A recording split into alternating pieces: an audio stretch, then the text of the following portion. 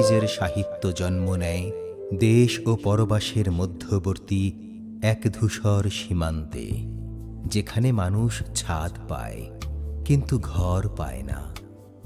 বাংলাদেশ ও অস্ট্রেলিয়ার দূরত্ব তাঁর লেখায় রূপ নেয় দ্বিখণ্ডিত পরিচয় এবং চির অতিথি আত্মার বেদনায়।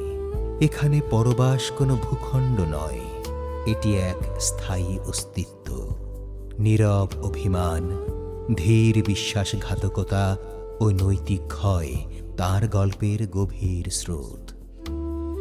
তাঁর লেখায় মুক্তিযুদ্ধ আসে বিজয়ের উৎসব নয়, বরং বিবেকের ভার হয়ে। ধর্মান্ধতা আসে ঈশ্বরের ভাষায় মানবতাকে সংকুচিত করতে। রূপক ও কাব্যিক গদ্যে ভাঙা ঘর হয়ে ওঠে রাষ্ট্র ও সম্পর্কের প্রতীক।